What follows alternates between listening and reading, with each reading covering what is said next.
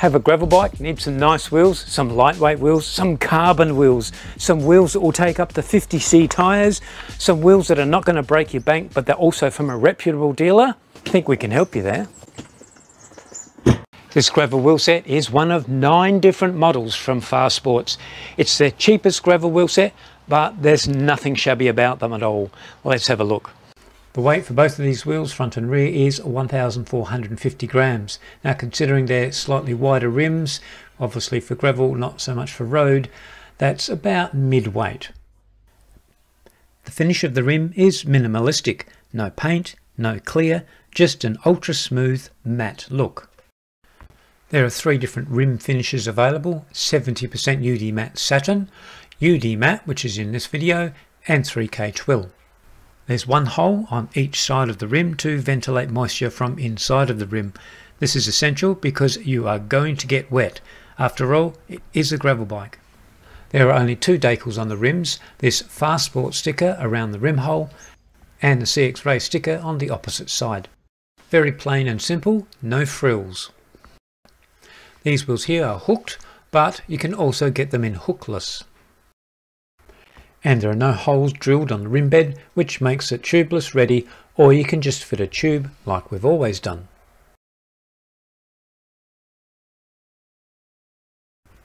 Close up of the rim bed and you can see it's well made. The rim section is round on the inside where the spokes insert, and as you can see it's thicker in this area for added strength. This rim shape is typical of almost all carbon rims being made now.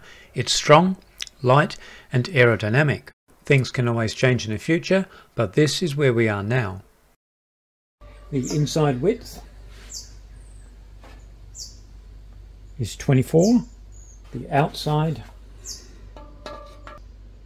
30, which is exactly what their website says. These are all the rim options that Fastsport will give you for your gravel wheels, the depths, widths and weights. If you want to go asymmetric in your wheel design, Fastsport can support you there in the 36mm depth.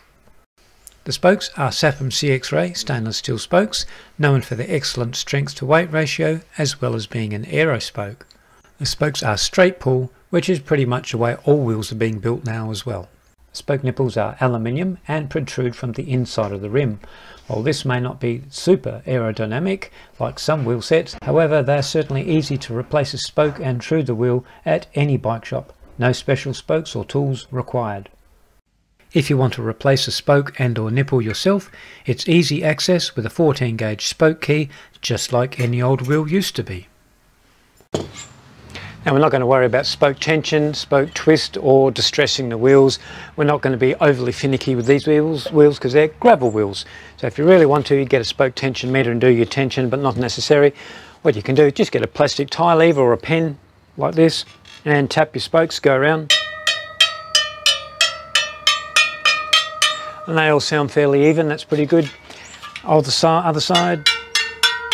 A bit deeper in tone, we're talking about the opposite to the freewheel side, the brake rotor side. Fairly even, that's really good. And the front wheel, no really need to do it, just sort of demonstrating that you can do it with a plastic pen instead of having to use one of these.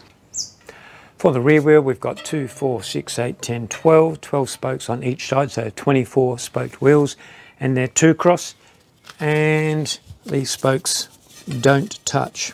So they're not carbon spokes, but even so, they don't touch. And the front wheel is identical to the rear, 2-cross, and the spokes don't touch. 24 spokes.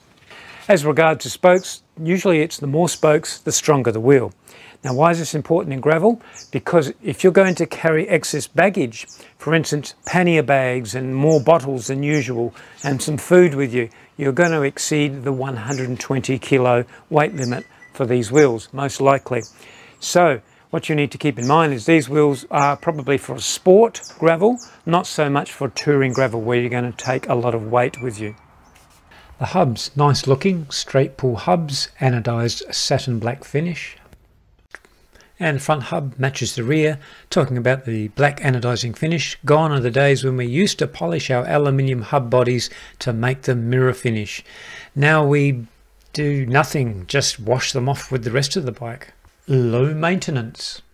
Bearing feel. I mean, these are brand new hubs straight out of the factory, so smooth as, obviously. And the front one's probably going to be smoother, and it is. Smoother than smooth. So really, bearing feel should be done after about 1,000 kilometres of riding. Then you can comment on it, not when they're out of the box brand new. But nevertheless, there you go. Smooth as butter anyway, that's fine. The free hub body is aluminium. You know that because you get a magnet and it doesn't stick to the actual body. I mean, it could be titanium, but it's not. It's aluminium. There's no free hub saver on there, like a little metal strip that goes along one, a hard metal strip. So it's just as it is, the free hub body being aluminium. Strange thing is, it's got some holes drilled in there on each spline. I don't know what purpose they serve. If anyone knows what the holes are for, please let us know. The general finish of the hubs, nice looking hubs. The finish is just plain black. They're all starting to look the same now, aren't they? Whether they're cheap or expensive hubs. This one's got no name written on them. However, if you look at the website, it says that they're Bitex, made by Bitex, and they've been making hubs for a long time.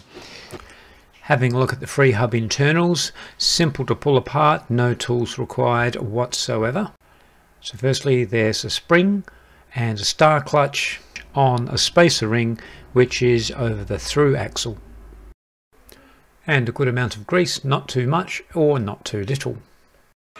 So this is a star ratchet clutch, which is pretty much what all hubs are going to be like now. From now on, the old spring and pole is a thing of the past. It'll crop up every now and again, but it's old technology.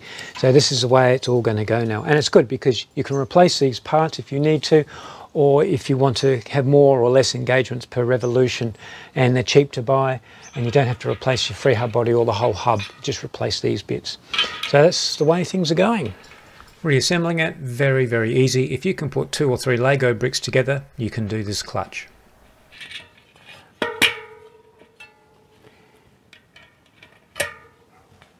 Pulling off this side, the rotor side. Now these being gravel wheels, I would like to have seen a better protection system, like at least a double dust cap labyrinth system, because dirt's going to get to that bearing a lot easier than having a double seal. This is only a single seal. So if anything, what you can do with these sort of hubs, make sure there's no grease on the inside of the seal or on the bearing there or on the axle. Wipe it all out, because grease is only going to attract dirt. So when you put it back together, it's going to be a lot cleaner inside.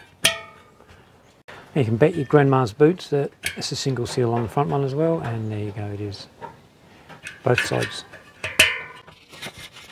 Other side, same. So these are just standard steel bearings in there, not ceramic. I really don't know why we do this. It serves no technical purpose, but everybody loves to hear the clutch sound. Just one of those things. So here we go. Slow and fast.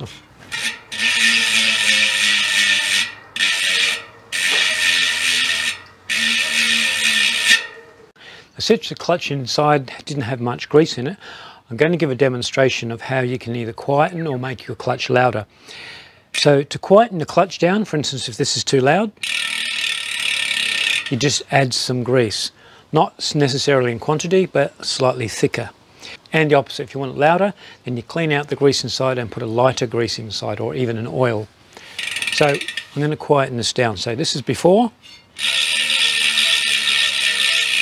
and after.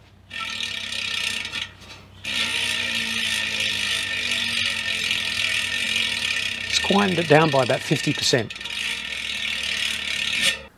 In case you're wondering, this is waterproof marine grease.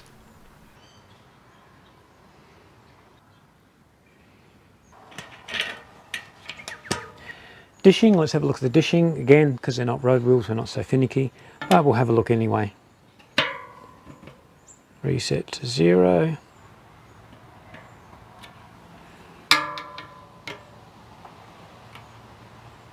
Zero, perfectly central. Rear wheel. Okay, we're 0.4 of a millimetre out on the rear wheel. So 0.4 of a millimetre out, it's nothing. Having a look at the true of the wheels. Now these are not road wheels, so we're not going to look too closely because they're going to get knocked around on rough ground anyhow. So just looking at the spinning wheels in the jig itself, I'd guesstimate there wouldn't be any more than 1/2 millimetre out in either direction anyhow. That's excellent.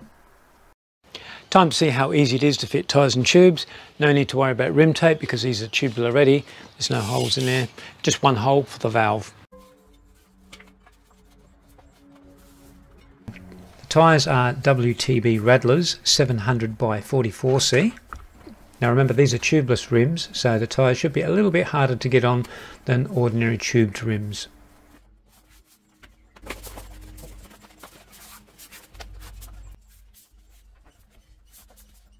It's a little bit tight. When the tyres are a little bit tight to get on, for that very last bit, do not use your thumbs, use the palm of your hands to roll the tyre onto the rim.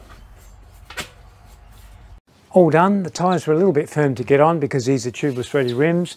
If they weren't tight, I'd be worried if you're using tubeless tyres. But we're using tubes in these, so no problems. Just pump them up till they go click, click, click, click all the way around and you're done. Right, we just need to put the freewheel on and the disc, rotors, and we're off.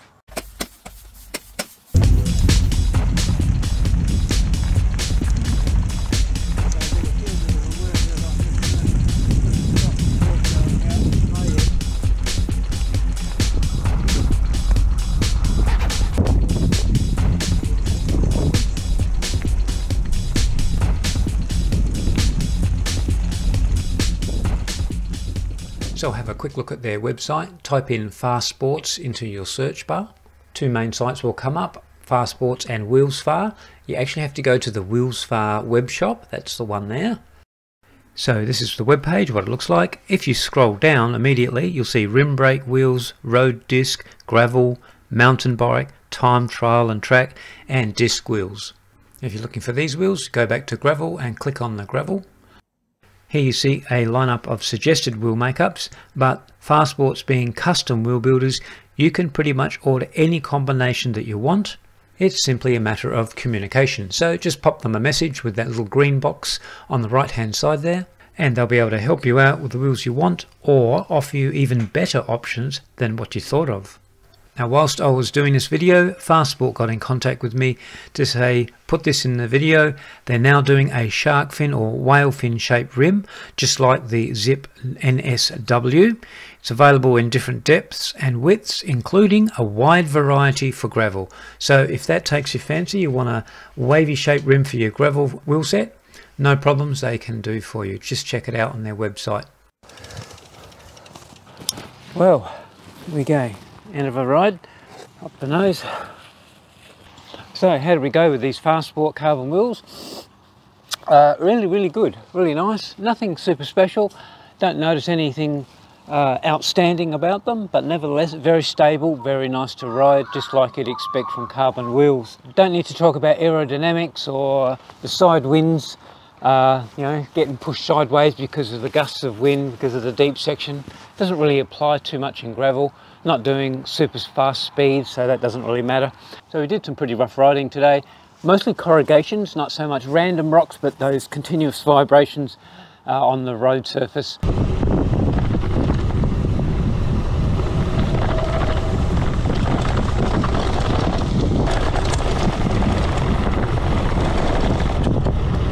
Which tests you out. In fact, so much so that it loosened my headset today. So if I put my front brake on, I rock it, rock the front wheel, rock the bike, you can feel a slight looseness in the headset. So all those vibrations had rattled my bearings or the stem up a fraction, so I'll just fix that later on. But the wheels are perfectly fine. Everything's going really well as far as the wheels are concerned.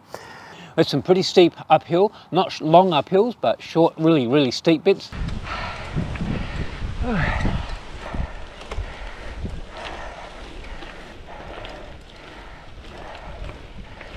Around about 22%. Compton Road is the worst one. We actually went down it. That's very steep going down. What we just did in the last 14 minutes will be done in 1 minute. Zoom.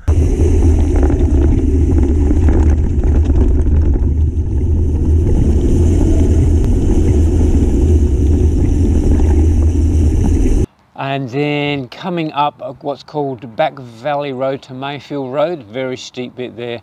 Not very long, just short and steep. Get off the seat, dance up and grind your way up there in first gear.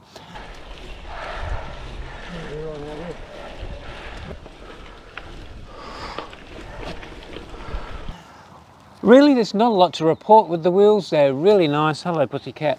Really nice wheels. What else can you say about gravel wheels? Apart from they held up to all the vibrations and everything you throw at them. Maneuverability, no problem whatsoever. No, even though they're deep section, you might think, oh, they're going to be harder to maneuver. With gravel, you're not doing that fast speed. You're not needing to get up and sprint or anything. So, not really. I don't really notice any difference to a lower profile section. Thanks, tail. Held up really well, and knowing their reputation, they'll keep on doing so as well. Fast Sport wheels have been around for quite some time. So I'm really happy. Would I recommend them? Absolutely. And you get cat. We've got 2 cats here. So that's about it. Wipe my nose again, and time to have a shower and clean up.